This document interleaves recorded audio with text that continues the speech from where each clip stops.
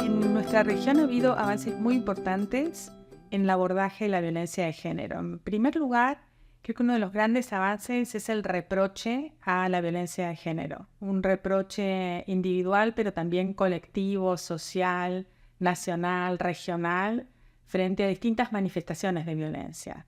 Desde la Convención de Belén do Pará, que movilizó un montón de procesos legislativos, pero también sociales, a las movilizaciones populares, sociales, de mujeres de distintas generaciones en contra del feminicidio, en favor de los derechos sexuales y reproductivos, en favor de derechos sociales.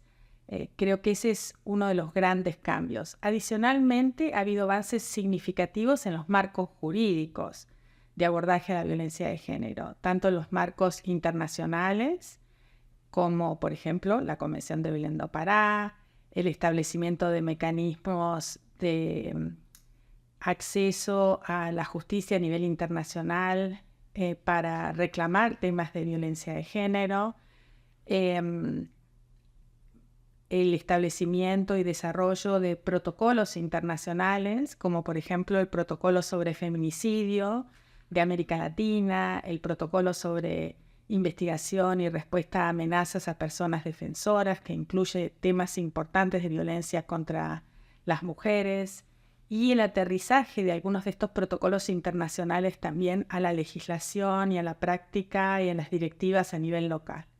Sin embargo, subsisten algunos problemas grandes en el abordaje y en particular sigue habiendo unos niveles inaceptables de impunidad frente a hechos de violencia y distintas manifestaciones de violencia.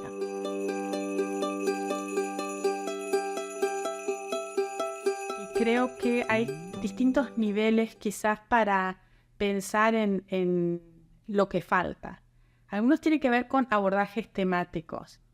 Hay una necesidad de visibilizar en mayor medida las afectaciones a distintos grupos de mujeres en función de consideraciones como la raza, nacionalidad,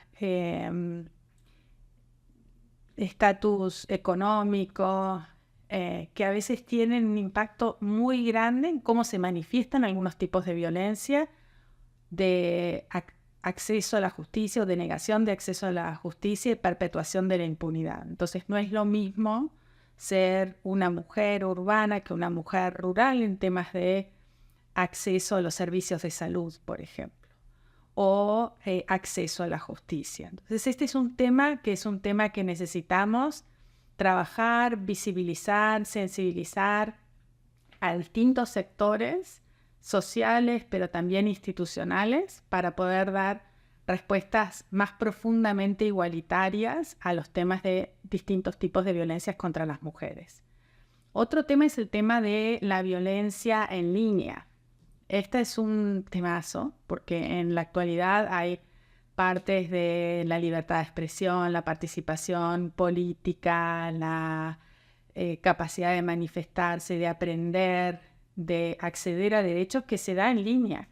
Entonces la violencia contra las mujeres en línea tiene unos impactos inmensos en limitar los derechos de las mujeres, en quitar las voces de muchísimas mujeres de estos espacios. Entonces, creo que ahí hay otra área de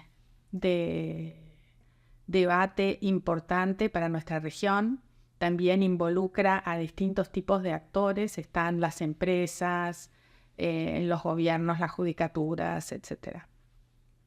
Un tercer tema que necesitamos debatir en mayor medida y visibilizar tiene que ver con la discriminación y la violencia que se genera por el impacto diferenciado que tiene sobre las mujeres algunas de las consecuencias del cambio climático, de la emergencia climática. Este también es un tema de violencias en distintas dimensiones que necesitamos discutir y visibilizar.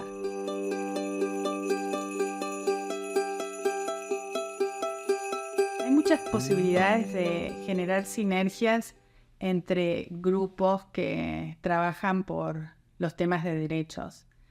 Creo que hay sinergias muy importantes que se pueden dar entre el movimiento feminista, el movimiento de derechos humanos, entre la gente que trabaja los temas de derechos digitales y las feministas digitales y las ecofeministas y el movimiento de migrantes y de derechos de migrantes. O sea, creo que hay unas posibilidades importantes de fertilización cruzada de áreas temáticas y de conocimientos situados y especializaciones que necesitamos multiplicar, reproducir y alentar. Creo que hay también posibilidades de aprender entre países y entre regiones. Por ejemplo, leyendo algunas de las convenciones internacionales, como el Convenio de Estambul para las europeas sobre el tema de violencia de género, uno se pregunta qué pasa con, no sé, las muertes de mujeres o si no hay experiencias de América Latina que podrían ser útiles para Europa, y si no hay experiencias de Europa que pueden ser importantes para América Latina. Sin duda hay experiencias sur-sur que se pueden intercambiar en términos de construcción de Estado de Derecho y sur-norte en construcción de resistencia a los autoritarismos. Entonces, creo que hay muchas posibilidades maravillosas de profundizar las capacidades de aprender juntas, de solidarizarnos, de alentarnos, de buscar soluciones, porque los problemas son inmensos, recurrentes, persistentes, pero también hemos avanzado. Y en parte hemos avanzado porque hemos aprendido las unas y los unos y les unos de los otros.